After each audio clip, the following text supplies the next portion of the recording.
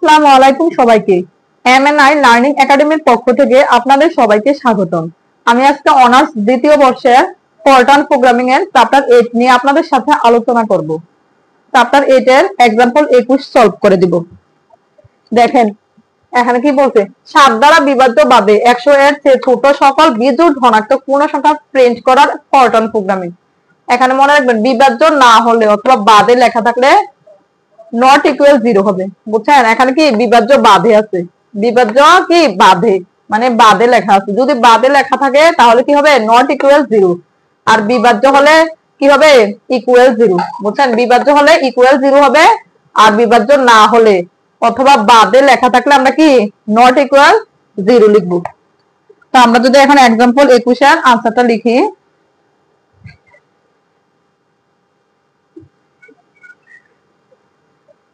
আচ্ছা আমরা প্রথমে কি লিখবো, ডু 7n।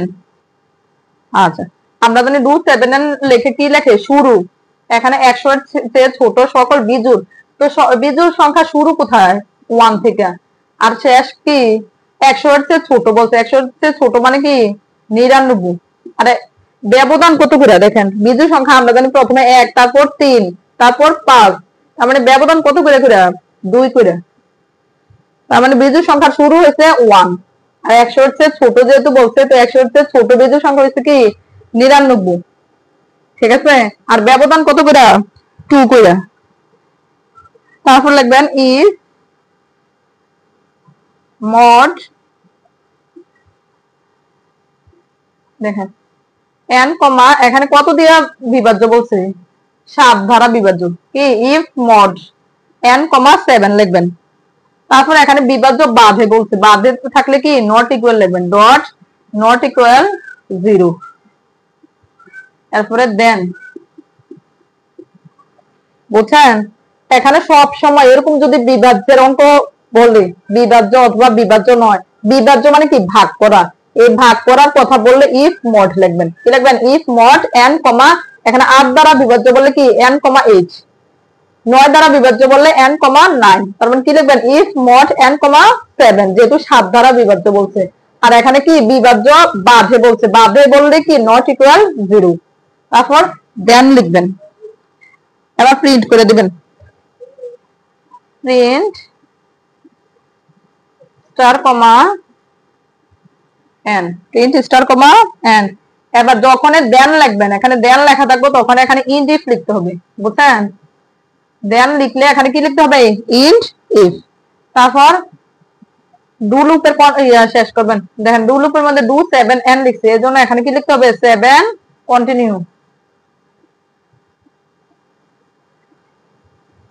আচ্ছা তারপর স্টপ, তারপর ইন্ট।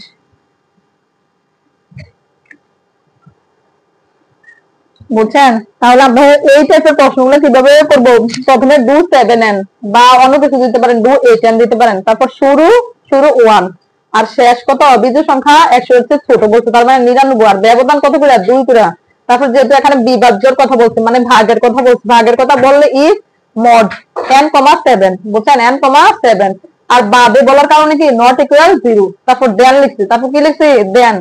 তারপর প্রিন্ট করে দিবেন, n এর কি প্রিন্ট করবেন, প্রিন্ট স্টার কমা এন্ড। তারপর দেন লেখার কারণে আমরা এখানে কি করব, ইন্ড ইফ লিখবো। তারপর 7 কন্টিনিউ স্টপ ইন্ড। এবার যদি আমরা 22 নাম্বারটা সমাধান করে দেই, দেখেন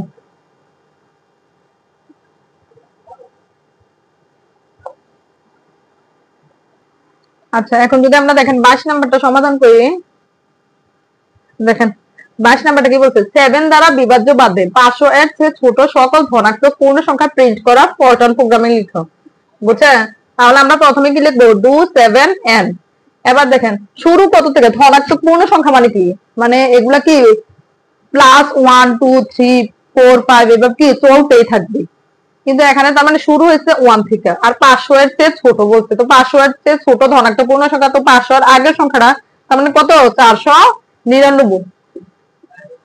ব্যবধান কত করে দেখেন, আমরা জানি ধনাত্মক পূর্ণ সংখ্যাগুলো হচ্ছে কি 1 2 3 4 5 6 7, প্রতিটার ব্যবধান কত, 2 থেকে 1 এর ব্যবধান হচ্ছে 1, 3 থেকে 2 এর ব্যবধান কত 1, তার মানে 1 1 করে কি বাড়তেছে, সেজন্য ব্যবধান হচ্ছে কি 1 বুঝছেন। তারপর আবার আগের মতো যেহেতু 7 দ্বারা বিভাজ্য, তো ইফ মড, ভাগের কথা বললে মড আসবে, ইফ মড n, 7 আর বাদে বলছে এজন্য নট ইকুয়াল 0 দেন তারপর প্রিন্ট স্টার কমা n লিখবেন, তারপর কি লিখবেন ইন্ট, তারপর 7 কন্টিনিউ স্টপ ইন্ট। বুঝছেন।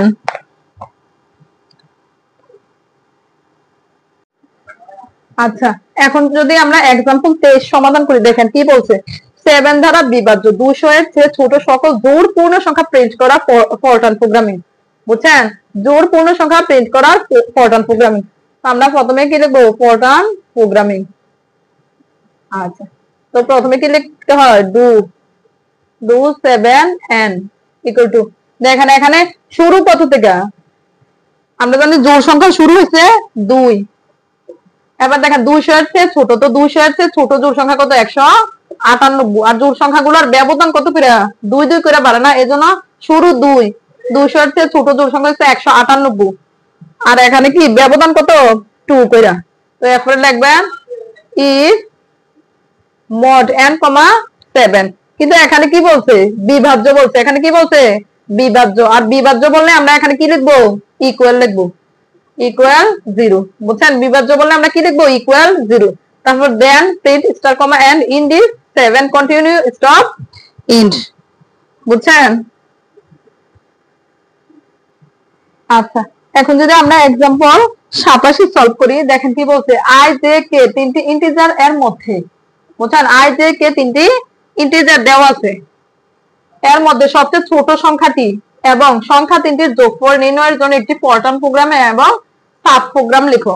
বুঝছেন, সবচেয়ে ছোট সংখ্যাটি, তো এখানে আমরা জানি ছোট মানে কি, স্মল, আর সংখ্যা তিনটির যোগফল, যোগফল মানে কি, সাম বের করতে হবে, একটা ফরট্রান প্রোগ্রামিং লিখতে হবে, আর কি সাব প্রোগ্রাম লিখতে হবে। তো আমরা যদি এটা প্রথমে লিখবো, যে প্রথমে সাবরুটিন নেম লিখবেন, এই টাইপের প্রশ্নগুলো এভাবে সলভ করবেন। প্রথমে লিখবেন সাবরুটিন নেম, সাবরুটিন নেম, একটা সাবরুটিন নেমের মধ্যে দেখেন আই জে কে নিমু, তারপর ছোট সংখ্যা মানে কি, স্মল, তারপর কি যোগফল, যোগফল কি ধরবো, সাম ধরবো। বুঝছেন। আচ্ছা, আর এখানে ইন্টিজার নিবেন, ইন্টিজার সাম আর কি স্মল নিব, তারপর সাম, সাম মানে কি তিনটার যোগফল, তো তিনটার যোগফল কি হবে, i প্লাস জে প্লাস কি কে। বুঝছেন। এবার স্মল, সবচেয়ে ছোট ধরলাম আমি i কে, সবচেয়ে ছোট কাকে ধরলাম, i কে। বুঝছেন, এখানে সবচেয়ে ছোট প্রথমটারে ধরবেন, তো লিখবেন ইফ, এখানে লিখবেন if small greater than J, small equal to J.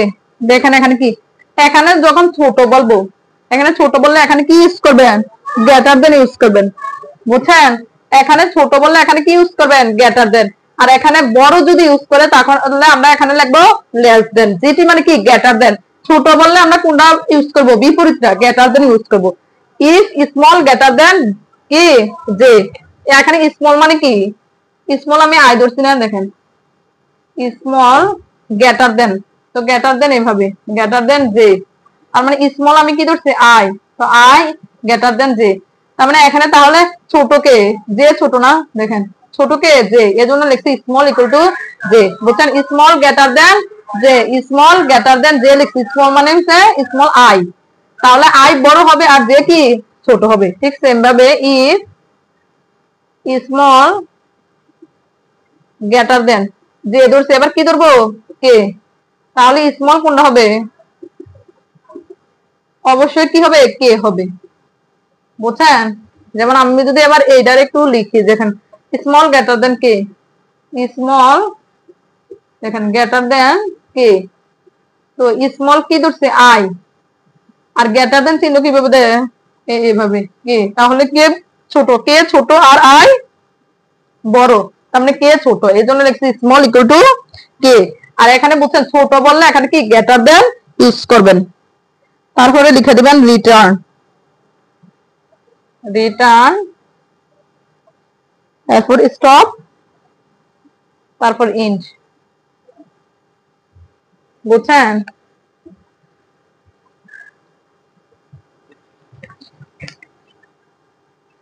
তাহলে আজকের ক্লাস এই পর্যন্তই। আপনাদের যদি এই ক্লাসগুলো ভালো লাগে তাহলে আপনারা আমার ইউটিউব চ্যানেলটা সাবস্ক্রাইব করে রাখবেন নিয়মিত অনার্সের এই ফ্রি ভিডিও ক্লাসগুলো পাওয়ার জন্য।